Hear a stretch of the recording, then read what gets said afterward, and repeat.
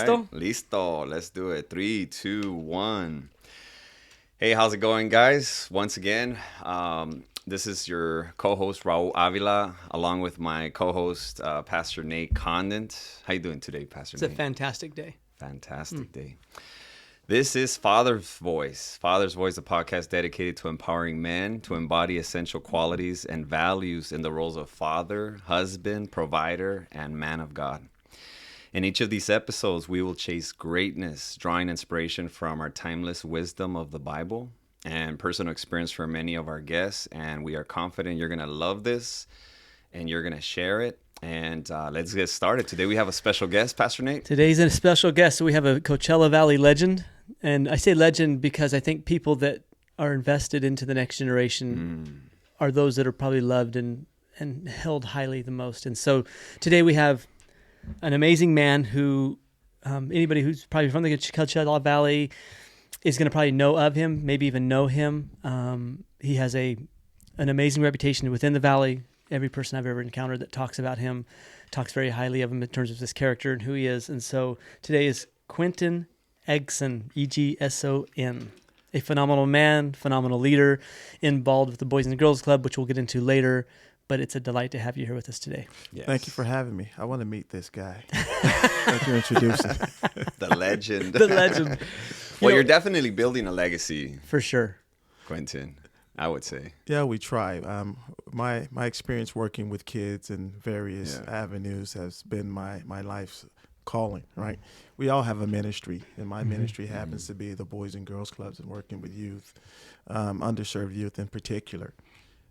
When I started my journey, I after school or going to college, I started working in the field of probation first, being a counselor at juvenile hall for 3.5 years, and still working for the Boys and Girls Clubs, and realized that there was a lot to do in order to prevent kids from going to juvenile hall. Because sadly, it was my experience that once a lot of kids got into the system, they were able to navigate through it pretty well and were comfortable with it. And for many kids, being in the system and being locked up was better than what they were experiencing when they were at home. So they sort of embraced that and wanted to let them know that there's a better way. I think it's speaking to being a difference maker, and it's like that idea, like you said, I think Ben Franklin said, an ounce of prevention is worth a pound of the cure. And last night I went on a date with my wife, and the reality of spending $40 at wherever, right, on a date is cheaper than the thousands I could potentially spend in a divorce. And I'm not wishing that, but the reality is I think it's a little bit of time spent in the prevention or investing in before it gets to the bad side. I think is exactly, I think it leaves a beautiful legacy. Yeah. And building it also. For sure. Right? So invest in the young people prior to them getting to a criminal conviction or into crime or things like that. If you can help them prior to that, you're going to make that much more of a difference. Yeah, that's what Powell said. Colin Powell said we can invest in places like Boys and Girls Clubs, or we can invest in prisons. It's one or the other, and it's pretty much that simple. Yeah, I think so too. So is that, I mean, how long have you been working for the Boys and Girls Club? Well, it'll be 42 years in June that I've been working for Boys and Girls Clubs. Okay. I started by answering the phones and working in the social rec room part-time. And then just was able to work my way up the ladder, and now I'm the president and CEO. Wow! And that's the Indio chapter, or it's a Boys and Girls Clubs of Coachella Valley. We have 4 locations, 4 full-service locations. We're in Indio, Coachella, Mecca, and La Quinta. And in addition to that, we're going to be expanding. We're in 3 school sites. We'll be expanding to 4 next school year.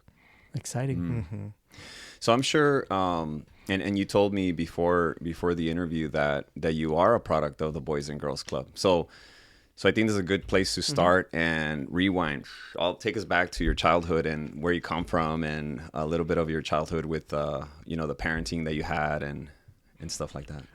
Well, it's funny that you should bring that up. And when we were talking a little bit before the broadcast, you had mentioned like fathers, and years ago, when I was at a church function, they asked me questions about my father, and my questions sort of just threw a monkey wrench in what they were thinking. Because I told them my mother was my father. Wow. right? Because she sort of took on both roles. There was a father in the house. My biological father, who's with us now, my parents were divorced. They got back together after 20 years. But during that time when they were divorced, my mom got married again, and there's a stepfather in the home, but he just wasn't a good role model. He wasn't a good person. He helped provide things, but he just wasn't an ideal person. Hence, that's why I think I spent so much time at the Boys and Girls Club, because I was able to find a father figure there. And three people in particular, one by the name of Jim Ducat, who was my mentor, and he was the CEO before me, and another person by the name of Grady Gordon, who just sometimes kids need real talk, and he didn't have a problem keeping it real. And then the person in the gym, his name was Joe Gonzalez, and I called him Joe Mama. And with Joe, it's funny because I just gravitated to him, and he told me a lot of things that I needed to do in order to be successful in life. Wow. At the age of 9, I went to Joe after spending time with him. And I remember slamming my little hand on the desk and saying, "Joe, I'm going to have your job one day." So then he told me all the stuff I had to do, starting with you have to get an education, you have to stay out of trouble, you can't do drugs. And I remember as a kid being 9 years old thinking, I got to do all this stuff just to play with kids in the gym. But that was a life lesson that stuck with me forever. Wow. So when you say, going back to your fatherhood experience, so at what point was your father in the home or out of the home, your biological father? Yeah, my father left the home probably when I was 7. Okay. And my mom got remarried probably when I was like 10 or 11. We moved out to California from Missouri when I was 9. Got it. And what was, if you don't mind sharing, what was the reason that your parents got separated? Well, my dad was alcoholic. He had a drinking problem, and he just couldn't overcome it. And I remember just having little things going on when I was a kid, and my mom just kept going back to him, kept trying to work it out. He would be sober for a while, then he would just do stuff again and again and again. And I remember we used to always, it was me and my two brothers at that time. One was a couple years younger, and one was a year older. And she would always ask us, "Should I go back with your dad again?" And we always just said, yes, yes. And she asked us one time, and we were really hesitant. And even as little kids, we sensed that it wasn't maybe going to get better. And we eventually said yes, but reluctantly. And I think that she just sensed that. It was more like a hopeful yes. I hope this works this time. And we just, I think even us, we just thought it was enough. So you're saying that, let's say the 7 years that you had with your father in the home, he was still struggling with those sort of the demons of alcoholism, etc. He was. Addictions. There was good times, of course, but I would say there were probably just as many bad times as good times because of his addiction. So, but it also sounds like he wanted to get better, but he was more overcome by his struggle.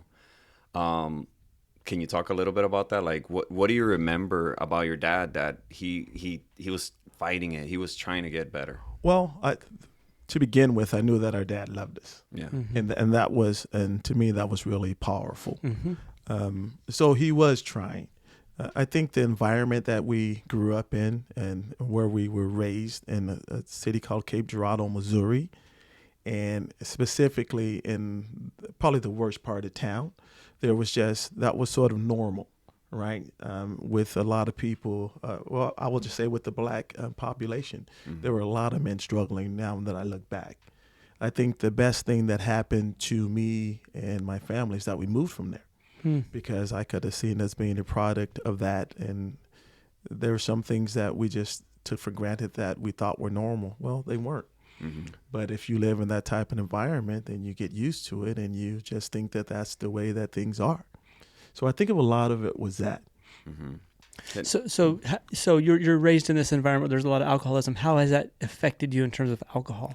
Well, I don't like that people drink. But, there you go. Okay, I figured as much. But I think if people can drink socially, it's okay. I don't drink, but I used to drink before. When I had my son, my first son, who's now 24, I decided, I don't want to drink, and I don't want to miss days with him, or just whatever. But that's just a personal preference. People Certainly. who drink socially, it doesn't bother me. But for you, you don't. No, I don't. Yeah. So after the separation of your mom and your dad, how often would you see your dad, and what are some of the things that you would see your dad do? Because obviously you told us that they got back together eventually. So what was some of the conversation that you would have, and how did it affect you? How did you look to view the world as your parents being separated? Well, in the beginning, it was a relief. We had a person who seemed to be stable in the home. The person that my mom married, he just wasn't a nice guy, but he didn't have any addiction like that. So was that somebody who was in California? Was that so you left Missouri and came here, and your mom finds this other guy? They got together in Missouri, and we moved to California. We had a choice, and this is the way that it sort of went down for us coming to California. He got 2 job offers, or 2 opportunities for a job. One to work at Kaiser Steel Mine here. Oh yeah, Kaiser Mine. Yeah, that was a big a good job at that point. Or working the Alaska pipeline. Ooh. So we got together as a family, and we decided to come to California over Alaska, but we were going to move someplace. We wanted a clean start, and so they moved together out here and got married a couple years later. Interesting. So then you're in a blended family. His kids weren't with us. Okay, so just you and a stepdad. And just our family. Yeah. And so my brothers and sisters. Through your teenage years, he's in the picture at that point. How many brothers and sisters? Did you mention that already? No, I didn't mention that. I have 3 brothers and 2 brothers and 3 sisters. 2 brothers and 3 sisters. Are you the oldest, youngest? The second to the oldest. Second to the oldest. Yeah, my older brother is John, and then there's Tony, then my older sister's Tracy, and then there's Stacy, and then my sister's who's no longer with us. Her name is Lola. Would you give any advice? So in a person that's stepping into that stepfather role, which is always going to be really hard. I had my oldest brother was only my half brother, and I know it's a real challenge. What advice, because you deal with kids frequently, regularly, etc. What advice would you have to a man stepping into the role as a stepfather? Because there's going to be people stepping into that. You have to treat them as your own, and I would say get some advice from someone who's a father, and spend a lot of time with them, because there's a difference. Working with kids, you think that you really love them, but once you have your own, it's just takes on a different meaning. When my son was born, I just knew that I would do anything. I would die for him right on the spot. And, being in relationships when maybe there's women with children in the mix, I really cared about them and I loved them, but the love wasn't as deep. So I think if anyone's going to get into that type of situation, they really need to speak with someone, a father who has kids of his own, and just take those little things but could be major consequences into consideration. Certainly. So then, so your childhood would have been sort of both worlds. You have a little bit of a messed up situation. Eventually your father and mother get together after 20 years and the stepfather's gone. So I think that gives you a very unique perspective as a father. So then you obviously step into fatherhood. I think you said you were married how many years? It'll be 25 next month. 25 years. Yeah. And so then you become a father. You have 4 of your own. Based upon your experiences, how did that impact how you fathered? Well, I wanted to be there for my kids. Number one, I wanted them to have a better life than I had. I wanted to understand how to work with kids.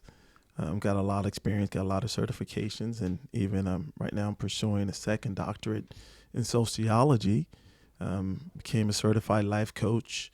Want to do a lot of things, not just to help my kids, but to help kids and families, and in general. So I think a lot of that starts with having experiences yourself, but also getting educated about things that you might not know, and then spending time with a lot of good mentors. That's been the key for me. If someone want to say I'm successful, then I would say the success has come through mentorships with other people. Nice. And so you have 1 PhD? I have a doctorate degree in divinity. Okay. And I'm also working right now a doctorate degree in social leadership from Omega Graduate School, which was Oxford Graduate School here in the United States. And I'm 1 year into that program. Really excited about that.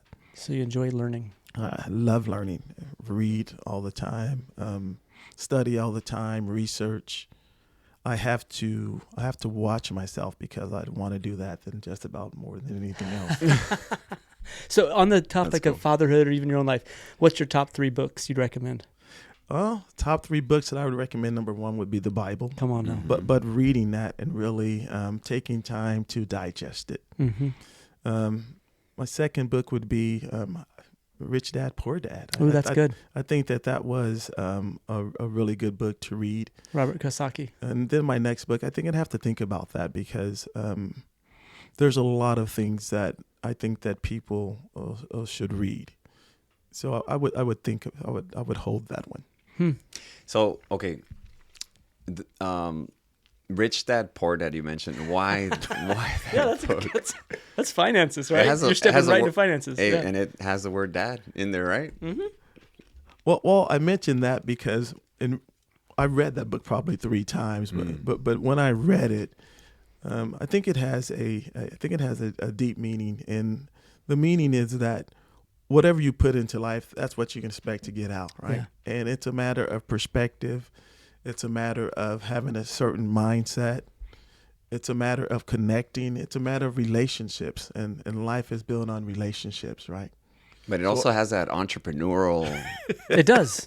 It speaks to finances. It certainly does. It does. And that makes a difference, right, in people's life, because some people don't think about the importance or the power of finances. Mm-hmm. And I think people need to think about that, especially people in the church. Mm-hmm. I think some of them have missed the mark. We don't have to be poor to love Jesus. Come on now. I thought you're supposed to know. Right. Is he wrong?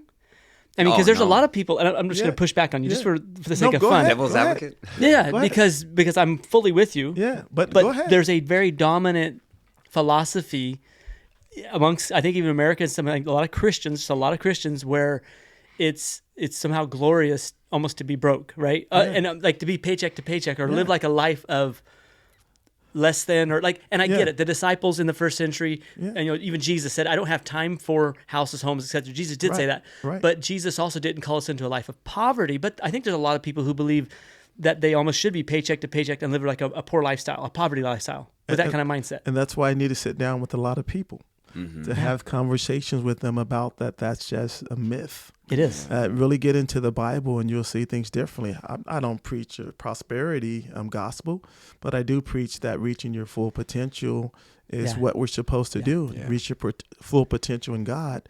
Then I think there's going to be a lot of blessings that are going to be flowing. Yeah.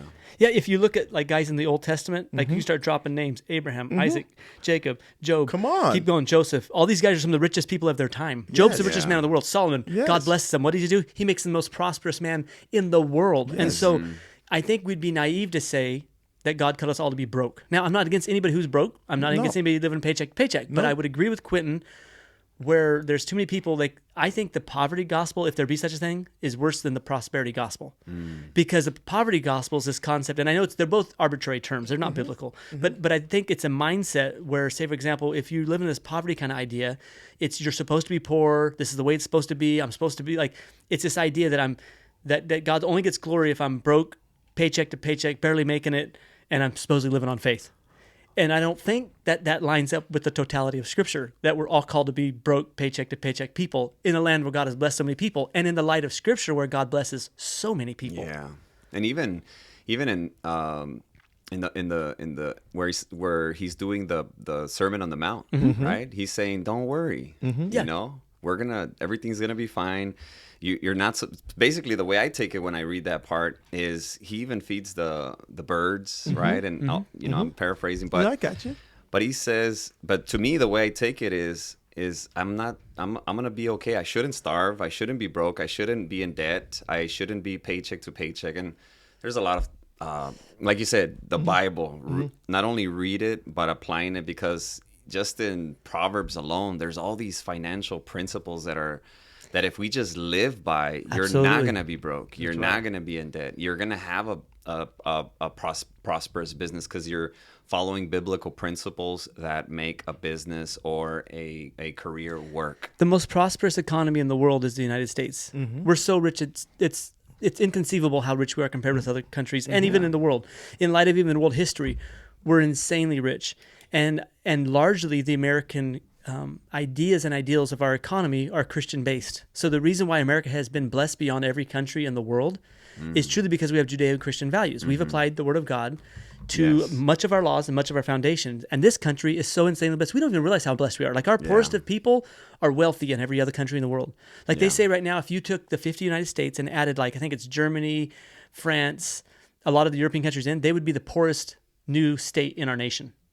In other words, our poorest states, say for example, Mississippi, etc., are richer than Germany, than France, than the best of the European countries. We're richer than them. We are so stinking prosperous and blessed. And it's because of our values that they're Christian.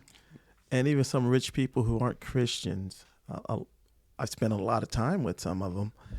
They apply that value, Absolutely. Christian values. Absolutely. So they figured it out.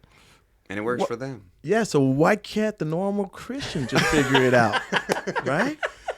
Right. Exactly. So let me say good. a couple more things. I think I want to dwell on the finances side just for a second, because honestly, it's a conversation that some people don't want to have, and they should have. Yes. They really should have. They should think deeply about some of the ideas that you get programmed into. When you come from a mentality that says, I don't know, I'm supposed to be broke, I'm supposed to be this, I'm supposed to be that, and it's in defiance to what God's word says.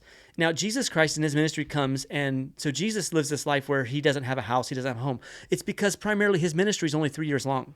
So he's hyper-focused on what he has to do. And he's not hyper-focused on building a business or doing anything else because he knows he has 3.5 years of ministry. And I would view sometimes what Jesus did and I know Elon Musk is different, but Elon Musk he only owns one home.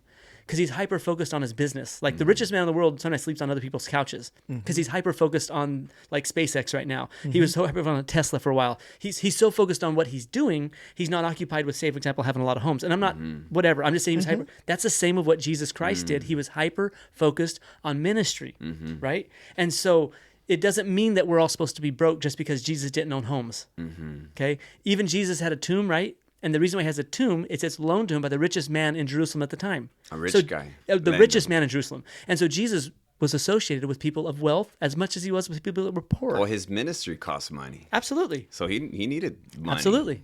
So it's not that money's bad. Not at all. Money's a tool. Money, you give it an identity. Money's a good if you I heard once that you give a bad person a lot of money, he's going to have now more opportunity to do more bad things. Well, and you give a good person a lot of money, well, same thing. A good person's going to do good things with money. Capitalism is, in some aspects, is baked into Scripture. So Jesus gives different people talents. One he gives one he gives two, one he gives five. The guy who does good with five takes the talent from the one that had one who did nothing, and God takes it from him and gives it to the guy that now has 10, right?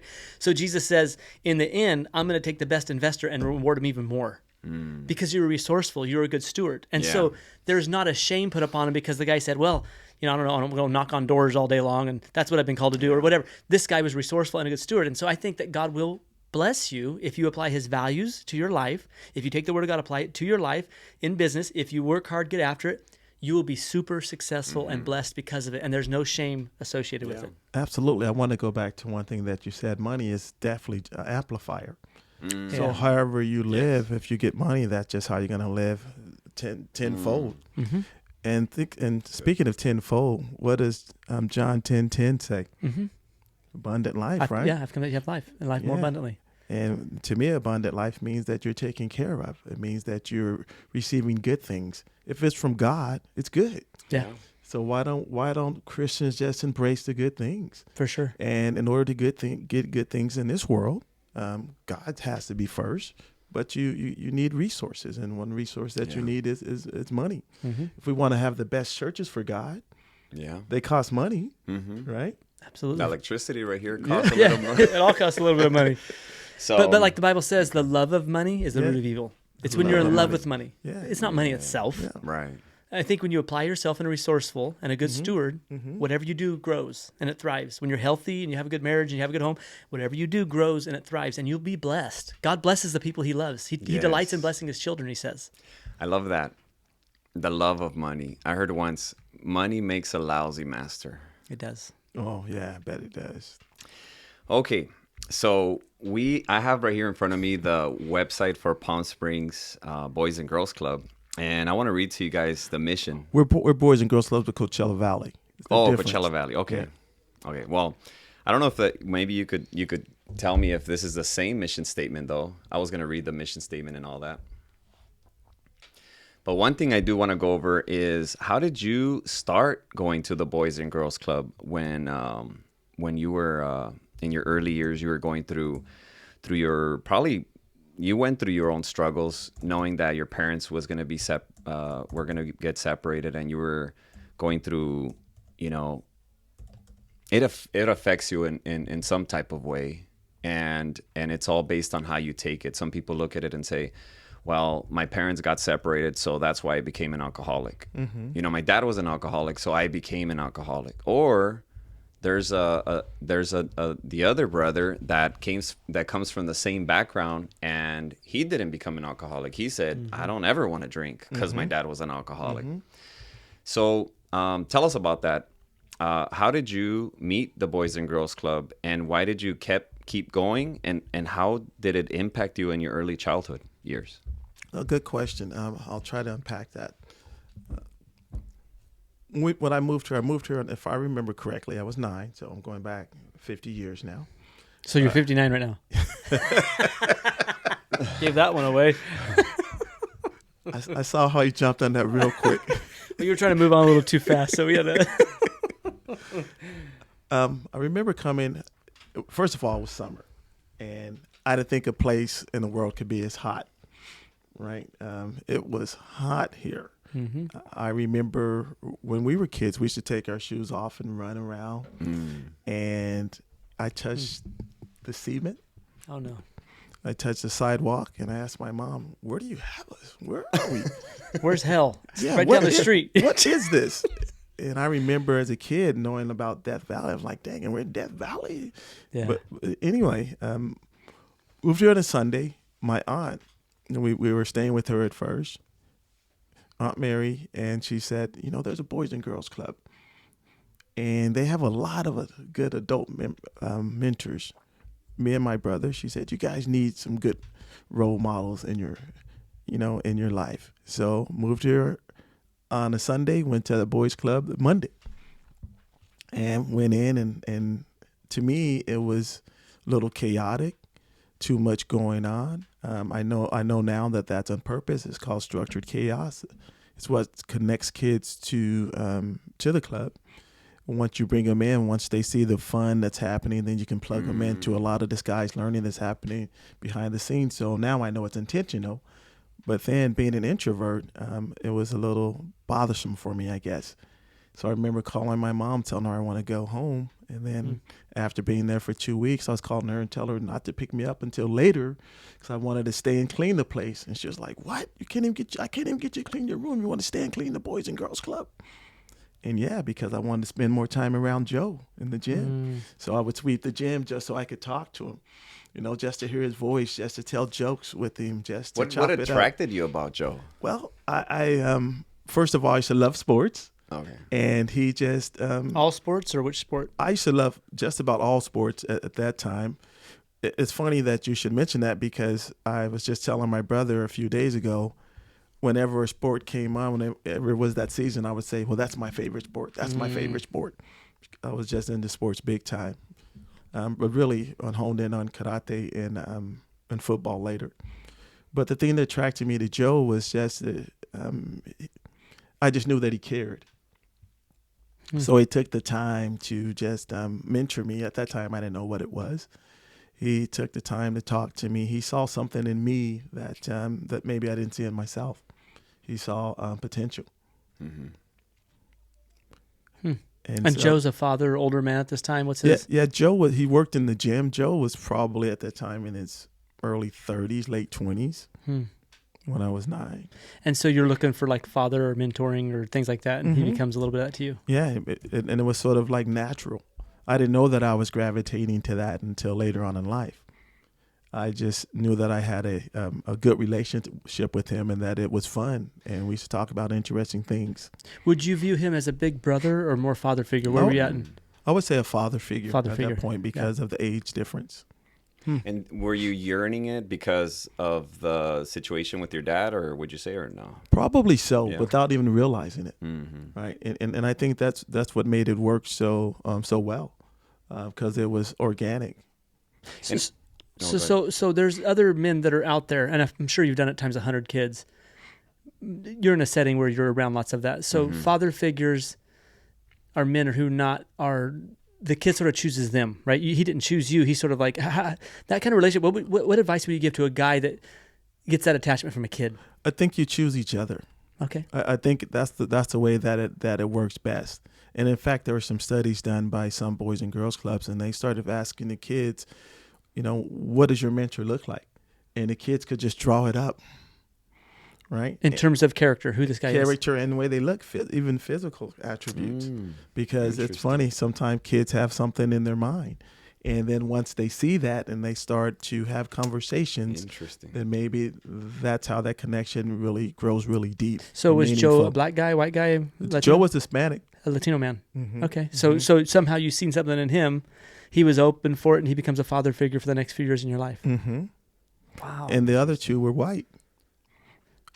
What advice would you give to them though? Like, how do you help? Because it's sort of like and some look like me, but go ahead. Yeah. But what advice would you give to that guy? So there's going to be guys, and I know Raul has that, even that with a lot of people, and sometimes with guys that'll work for me or whoever, where people want that from you, and it's sort of like, what's the best way to navigate that? I would say just take the time to listen and just to be who you are.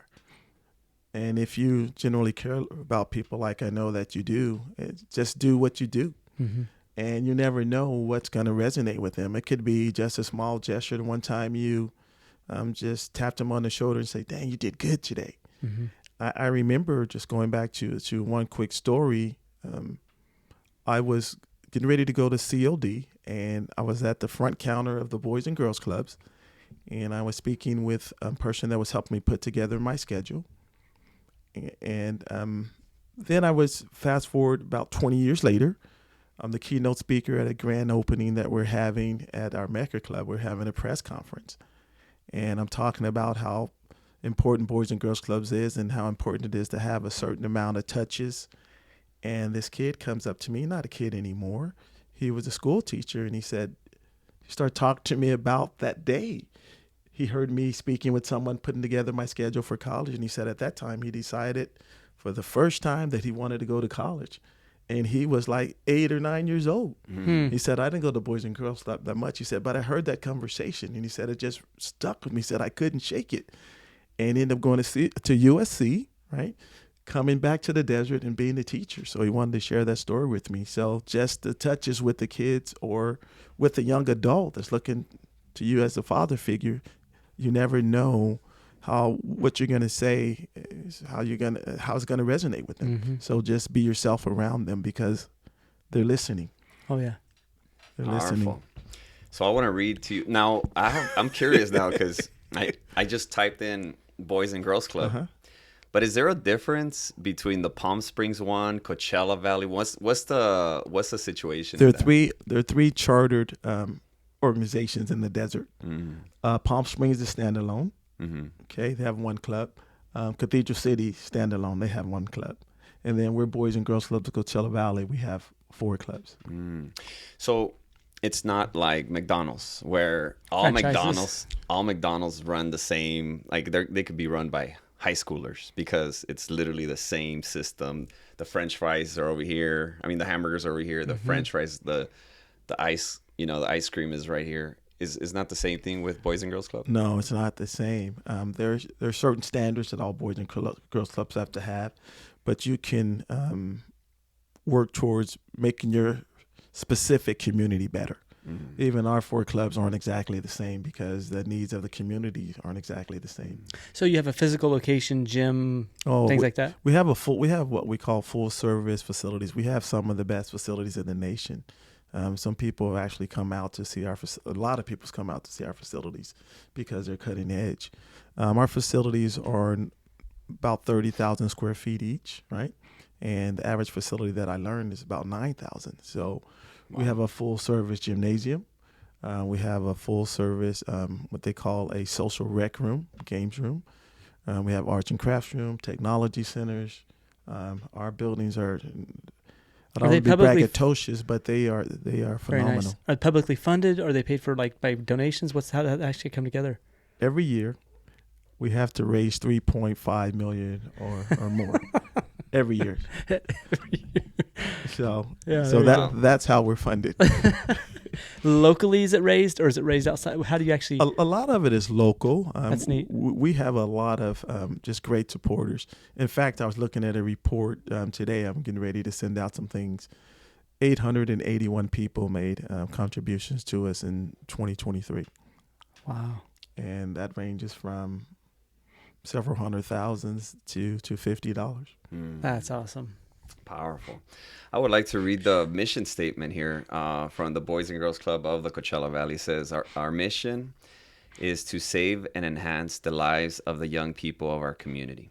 Our vision is to provide opportunity and instill hope in all youth within our reach so they can achieve their full potential. Our core beliefs is a safe place to learn and grow that promotes respect and integrity, quality and innovative programs of highest standards, ongoing relationships with caring professional staff and volunteers, an organization driven by its mission and vision, hope and opportunity. Hope and opportunity to me are the anchors, right? Every kid needs hope, and then they need opportunity to certain access to opportunities. And what I mean by that, it's funny. One of my good friends, and was actually a club kid, his thesis for when he went to school was access to opportunity. I was like, Troy, if you don't have access, it's not an opportunity. So we used to just go back and forth about that. And now I sort of, after a while, I realized what he was saying. Every kid doesn't have a bridge that gives them access to opportunities. And what we're that bridge to close that gap. So if kids want to cross that bridge to get to opportunities, then there's a place where they can go and they can be equipped. In fact, when we went into Mecca 11 years ago, I was with a small group of juniors and seniors and speaking with them. Then I said, well, so who's going to go to college? None of them. And they had plans to work in the field.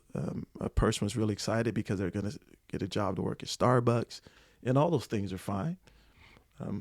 But I told them there's another way. Yeah. And I explained to them that the Boys and Girls Club was a way out for me. And then learning to be educated was a way up. And I want to make sure that at least they know about those things. Well, just to go to date, we have over 40 kids. I think it's 43 who are in college, have gone through college from that community now. That's good. Wow. Yeah. Cool. So we changed the complexion of that community, and we're changing lives and even getting some of their parents reacclimated to going to school. Interesting. So just looking at so you've been involved for how long? For Boys and Girls Club? Yeah, Boys and Girls Club. It's going to be 42 years in June. Do you think presently things are better or worse than they've been? So like, I think every generation, as you look around, there's a tendency to think like, oh, it's worse than ever or best than ever. Like, what would be your view if after 4 decades of dealing with young people, is our younger generation worse off than they've ever been, better off? Like, what's the analysis just from like, are we better or worse than what we've been in the past? Well, you're probably not going to like this answer. I would just say things are just different. Okay. You can't say better or worse. I think it's just a matter of perspective. And it's a matter of who you are and what you want to believe. I think if you want to make things better for yourself, then there's an opportunity for that. Some people want to gravitate to the past and say they were the good old days or they were horrible days. To me, they were just days, and whatever you make of them, you sort of make of them. I don't know if that's a fair answer, but an elusive answer nonetheless. But well said. Yeah. Yeah. What are some of the patterns that you see in young people that, well, first of all, what's the age group that typically Boys and Girls Club accepts? From 7 to 18. Mm-hmm. So in the younger generation, 7, let's say 7 to 10, let's say even 12, what are the patterns that you see of people that gravitate to the Boys and Girls Club?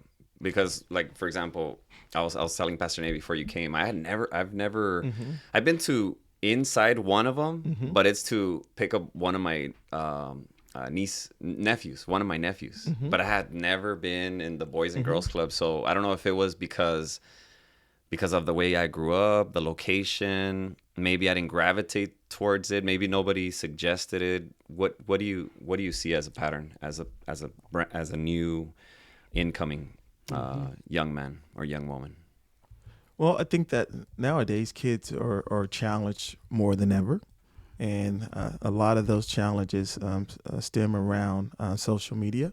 And I think kids are searching for an identity like before. And I think some kids don't have the wherewithal to even know what an identity is because they're living in the social media world, right? And they can fabricate anything that they want. And that could be detrimental because some kids may even start to believe that. So kids need human touches, right? They need human touches. And I see that is probably the most dominant thing. And then they need human touches with people who care and people who can guide them and be with them every step of the way, right? So they need safe places because places matter. And they need a safe place where they can just be a kid and put down the phone and act like a kid acts. So would you say, has participation been up or down or steady? So like in terms of like at your 4 facilities, your average attendance, let's say on a weekly basis, is it higher or lower? Because I do think there's something with phones and people being less interactive, right? We're more connected, but not really. Right. Like is participation up, down, flat? Well, I think if we want to start talking a little bit about that, we have to talk about something that happened a few years back that really impacted everything, and that was COVID. Yeah. Right? Because when COVID hit, we were at 6,000 members, right? We were having... In the Valley. We're having tons of members each day, and then we had to close our doors. And they were screaming for us to open. We opened up, but we only allowed 20 kids at each facility, whereas we had hundreds before.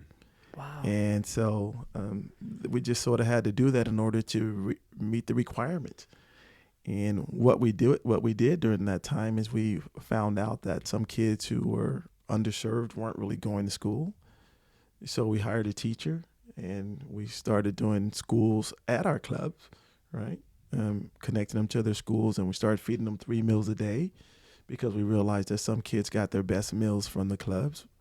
We increased our bandwidth so we can make sure that we could handle all the kids going to school at a certain time. Well, then we started building back, and I saw that as an opportunity to build back strategically instead of just going after numbers. And make a long story short, we were at 6,000. We're at 5,000 now, and I want to see if that's a good number for us to maintain, if we should go up a little bit, and to maybe some people disagreement, maybe reduce numbers a little bit. But I want to make sure that we're hitting impact and that we're preparing our kids for what they want to do in life. And it's not about chasing numbers. That's good. What do you love about the Boys and Girls Club? I mean, you've been Everything. at it for everything. Is there a specific story that really impacted you that is in your core memory that is like, you know what, this really impacted my life? Well, there are tons of stories. I'll tell you one really quick, and this just brought it home for me. I was I had an event that I had to get to. It was Sunrise Rotary in Indio, and it was like 7:30. I did everything the night before. I did my homework. I always do my homework. Had my speech ready, and I went to the computer to print it out. I couldn't get the computer to work. Man, what's up with technology, man? Just all of a sudden it decides it's not going to cooperate. And so I was at the computer trying to get it to work, and I felt a little tap on my shoulder. It was my 5-year-old son, and his name's Christian. He's 22 now. And he said, "Dad, let me try." And I remember just laughing inside, right? How's this kid? Like, okay, you can't even say computer, Christian. You say computer, and you want to fix the computer? And then I just sort of ignored him. Then he tapped me again. He said, "Dad, let me try." Okay, so I was thinking, well, the sooner I can get him up here and let him do his little thing and realize that he can't do anything, that I can fix this thing so I can get my speech because I needed it. And so then he started doing some things, his little fingers hitting the keyboard. I remember watching him. Then he starts doing some things with the tower. Okay. Then he says, voila, and the computer comes on. And I'm like, what just happened? And then I was looking embarrassed, so he just tapped me on the shoulder and he said, "Don't worry, Daddy, that's what I'm here for." Right? But he learned about computers at the Boys and Girls Club. Wow. Right? He went in when he was young. He just had a knack for computers. In fact, that's what he's his major is computer engineering. He should be graduating next year. It's the club changes lives and it helps people and it puts them in the right frame of mind and get them directed towards something. And that's what it did for him. And when he did that for me, I realized just how impactful the club was. Mm-hmm. And I should have spent some time in a computer lab. Wow, that's good.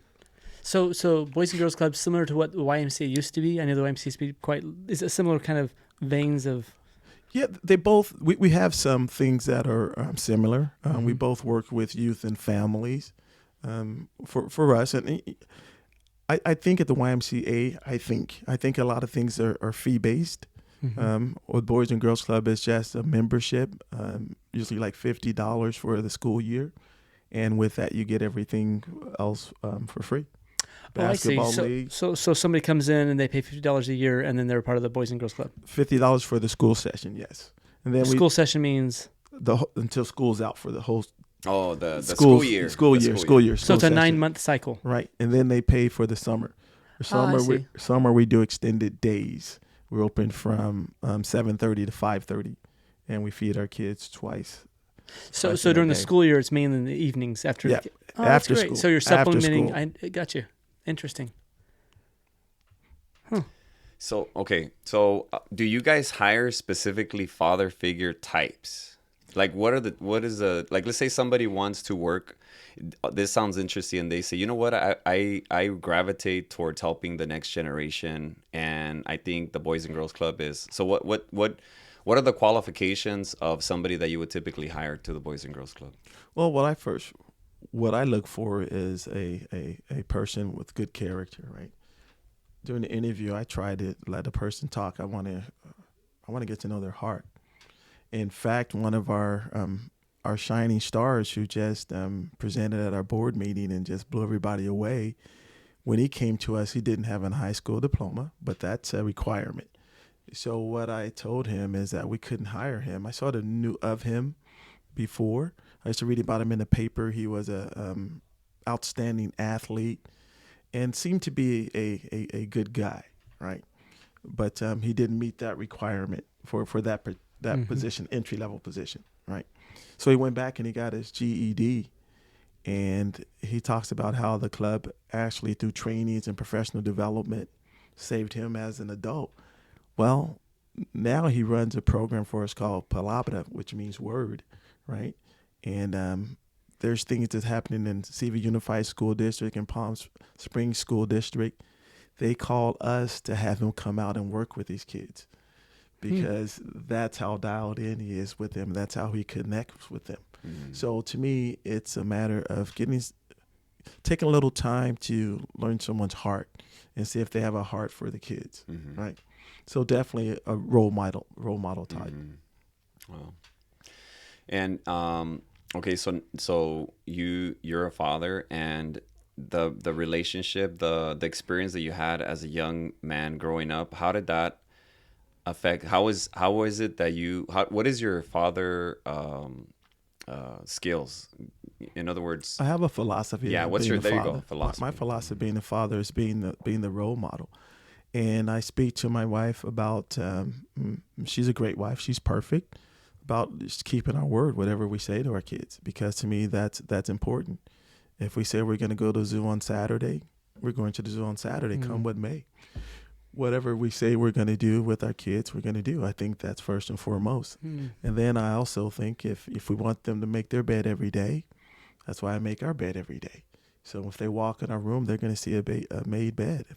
If I say education's important, they're going to see me doing my homework, right?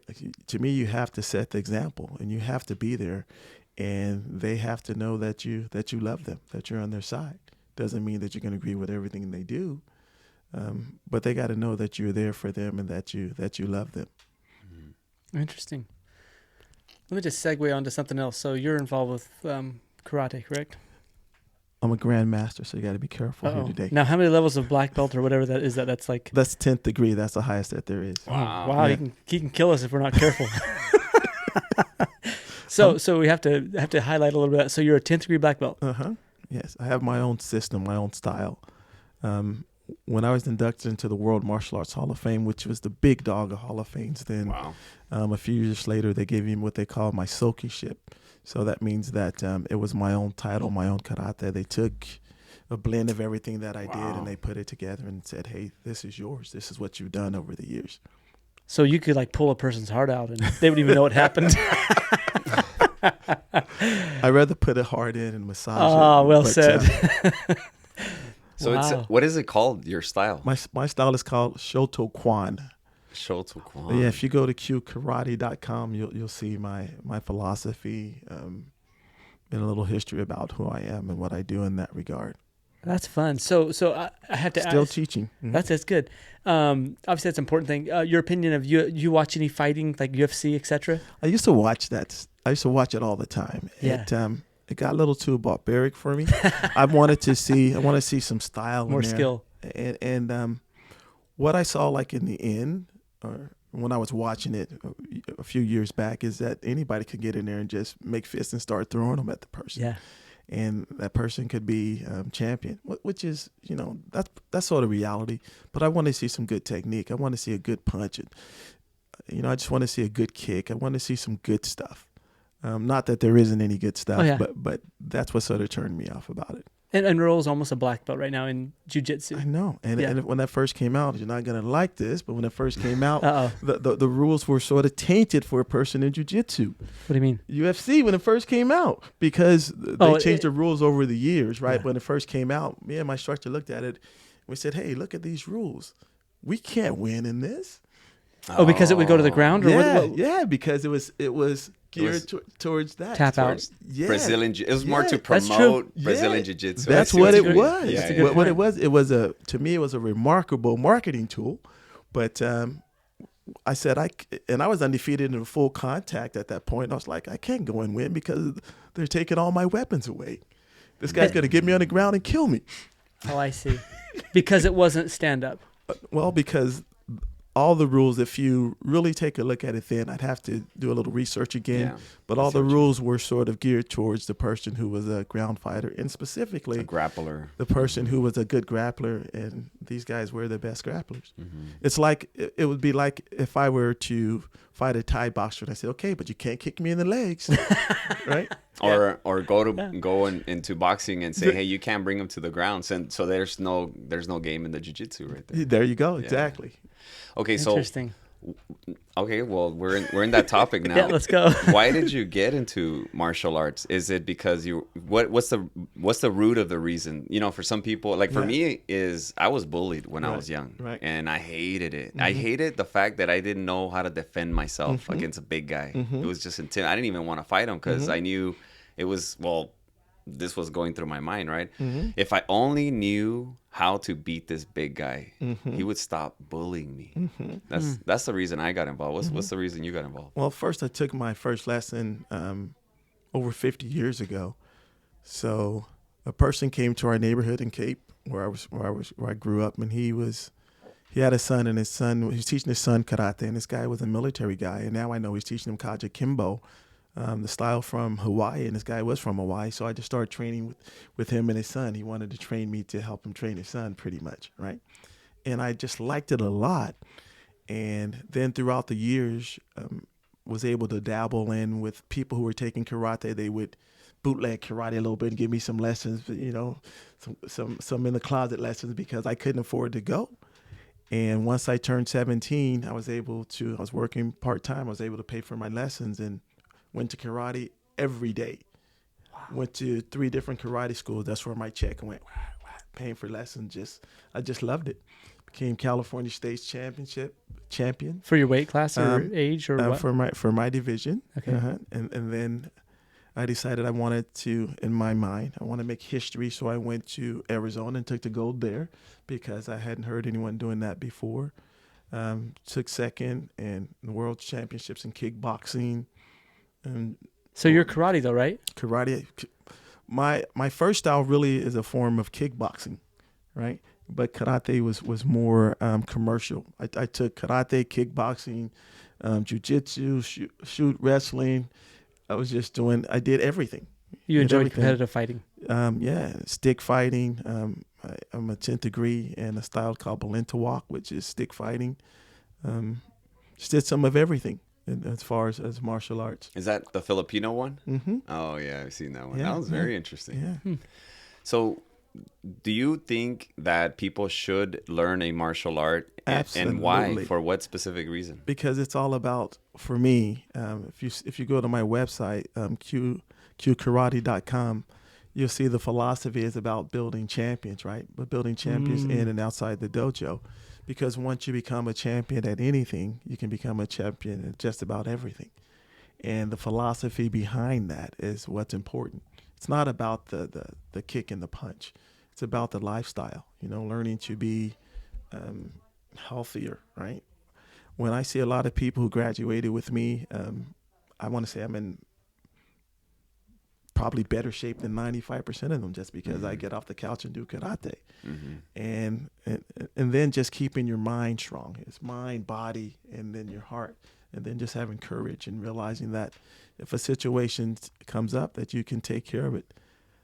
Soccer coach, club soccer coach, said something to me very interesting a few weeks ago. He said to me, every kid should have to take karate.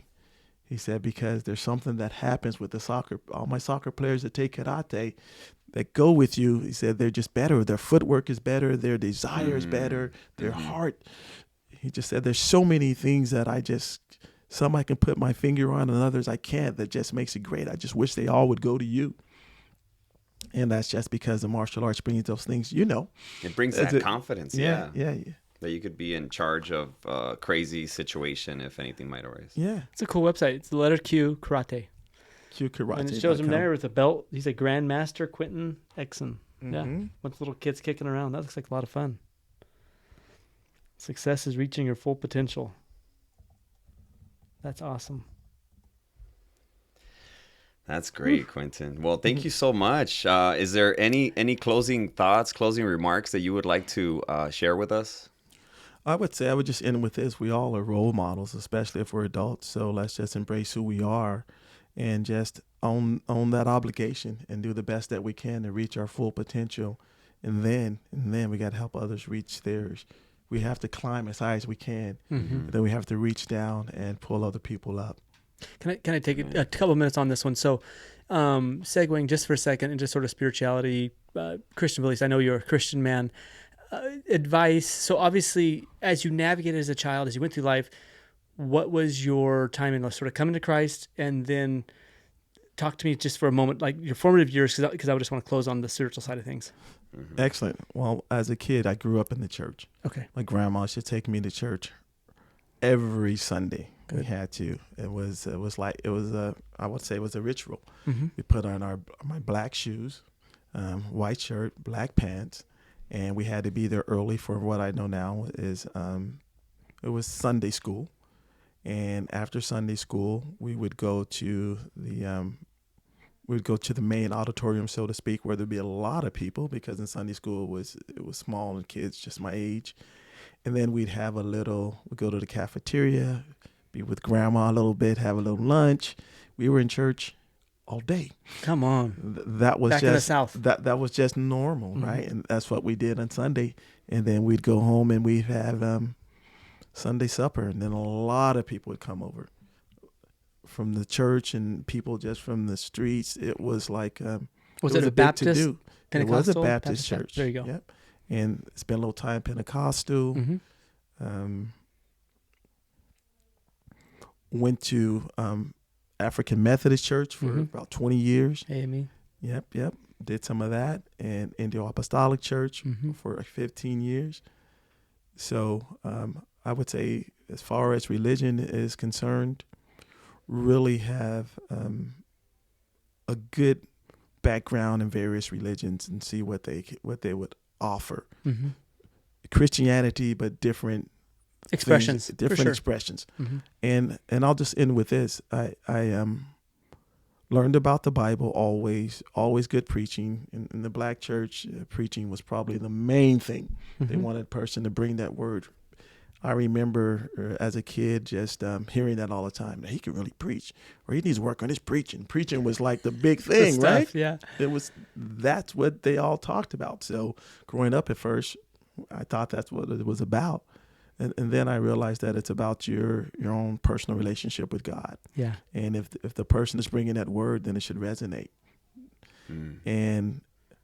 But I met God. I came face to face with God at the Indio Apostolic Church. Nice. And when you say that, what do you mean by that? I had a serious God experience, and I know that I know I can't be shaken. I know that he has Jeremiah 29 is that's what he means to me, right? Yeah, he has a plan for me, and I know it's a good plan, not for harm or evil, but to be good. And I'll live that every day because he showed me that. That's beautiful. And so, in navigating being a man, how would you highlight how that spiritual side or knowing God has helped you? That's first and foremost, right? If it weren't for God, there's no way that I could be as patient as I am, as caring as I am. Fruit of the Spirit. As considerate as I am, as willing to be pliable with my wife and just understanding. It's God's way. And if my wife and I were just so compatible, it's almost like it's unreal. We got married in the Catholic Church, and we had to go through a process where we had to go to classes. And they said that we scored the highest ever. That's how compatible that we really are. So, but still, I remind myself sometimes when I don't want to be the nice guy that's God's daughter, right? That's good. That's my Father's daughter, right? I don't want him to get mad at me, right? Yeah, I love that perspective for sure. Yeah, that's God's daughter. You have a whole I have daughters. Yeah. And I wouldn't want nobody to mistreat my daughter. Yeah. That's an excellent perspective. Yeah. So, thank you. Did that answer your question? Fantastic, for sure. All right. I think we're probably coming to an end. Quinton, thank you so much for your love for the community, for serving so many young people, being a role model, living as a godly man. It's you're one of those people that makes the world a better place, and we're better because of you. Well, God is first, and it's all about God. God did it. For sure. Amen. But God gives us trees, not 2x4s. That's true. That's true. There's an element of our participation and involvement that is necessary to bring about the good. Yeah. So huge shout out to the Boys and Girls Club in the United States. Let's go. Thank you so much, Quinton. Thank you, Quinton. Thank you for having me. I appreciate you guys. God bless you. All right.